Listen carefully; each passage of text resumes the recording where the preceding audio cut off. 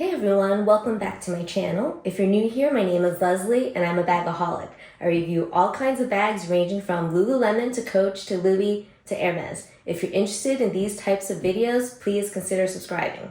So today's video, I'm reviewing Tanner Leatherstein's Pegai Poşet leather grocery bag. I was curious to see if he was really onto something with making a grocery bag out of leather. In his video, he states that the bags are made out of full-grain buffalo hides. Turns out on the website, only the black one is made out of full-grain buffalo leather. The other two, the gray and the tobacco, is top-grain buffalo leather. And if I had known this, I would have gone for the black color only because I'm not impressed with the feel of the gray and the tobacco at all.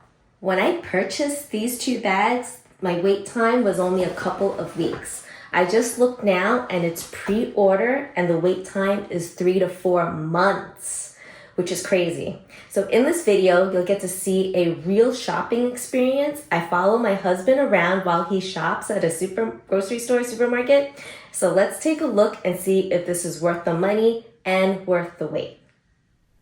Here are the two shopping bags. So let's take a look at the leather. So this is top grain buffalo. It's not full grain. Like again, if I had known, if I read the description, I would have ordered the black color only because that's the only one that's full grain. So by hand feel, it's very kind of smooth. It feels, I'm gonna say it, it feels a little plasticky, I'm not gonna lie. It does not feel great to me like I was expecting like a full grain hide, and I'm very surprised that Tanner Leatherstein would offer this in top grain only because he's all about like the luxury of how nice leather should be and all that, so I'm a little disappointed.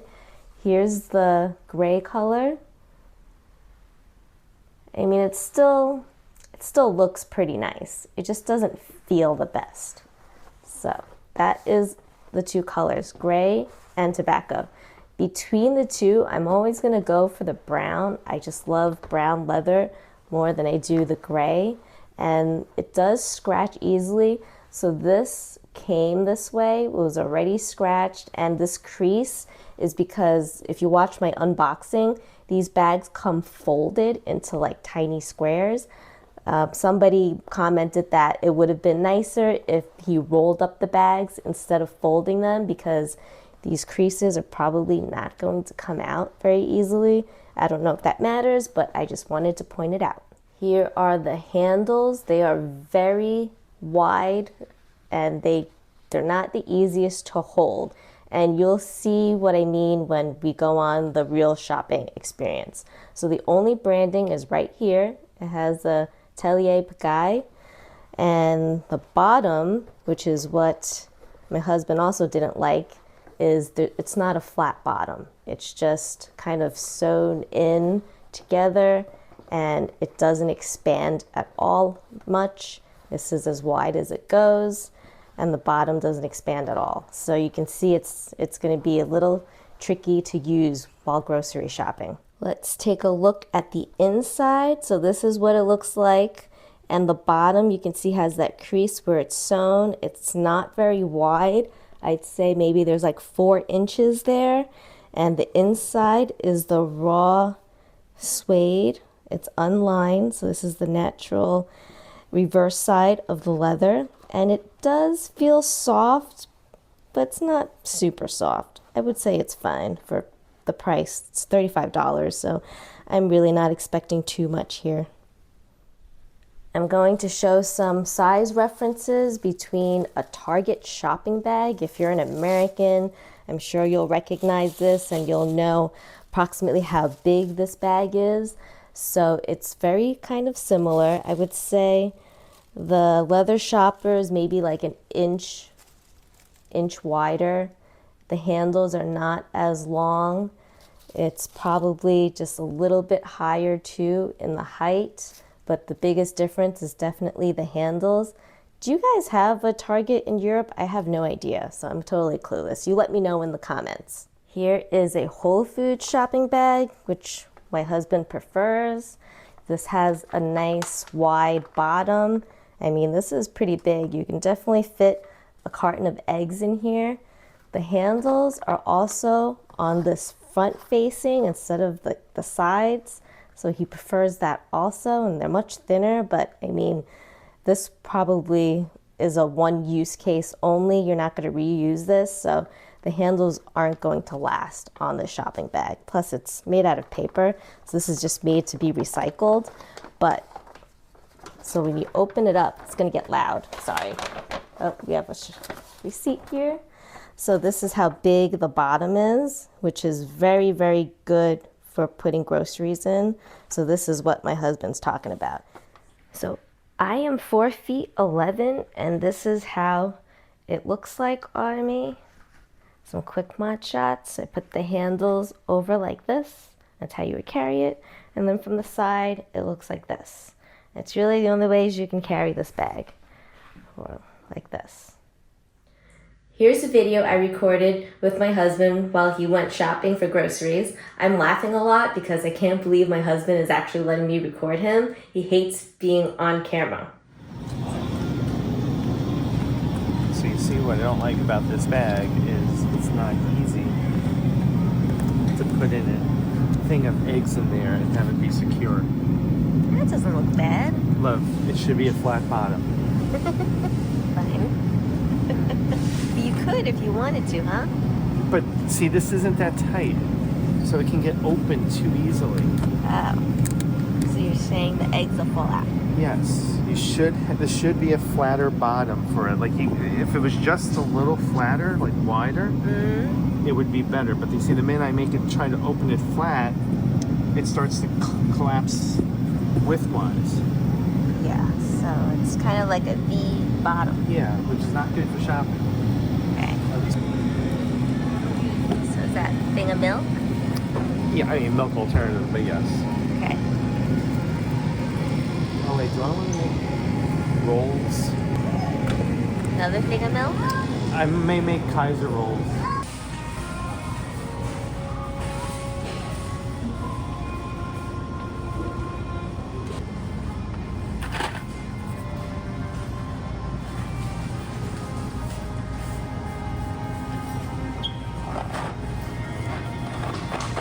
See what it looks like.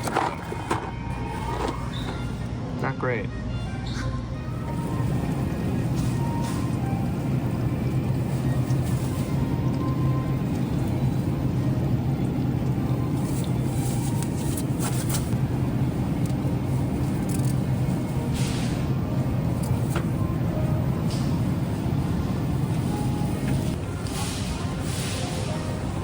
That's all we can really kind of fit. Maybe like 2 more items. This isn't great. Thin, it's getting harder to bring this together. Okay. You're enjoying this way too much. What do you mean? You're just like smiling, taking pictures. Look at my husband showing off a bag. Some peas and pasta with prosciutto. Okay.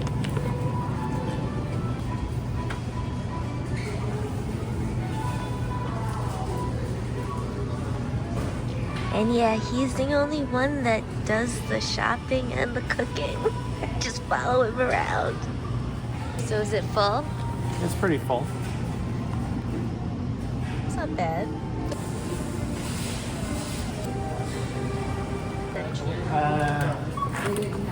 I'll let my wife explain this. What am I explaining? The bag. Oh, it's a leather shopping bag that we're testing out. It's pretty bad. He does not like it because it doesn't have a flat bottom.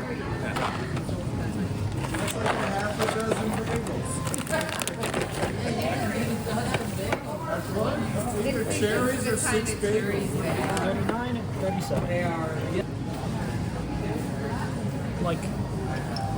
Like it doesn't stand up easily. Like it could be knocked down pretty.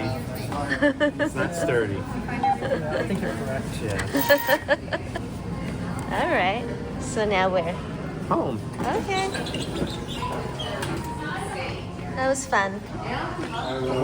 I do have a lot of fun. So it's very heavy. It's heavy. Uh-huh. Like the bag adds more weight than it should.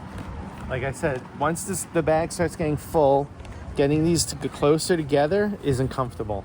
Oh, so you can't hand hold. Not easily.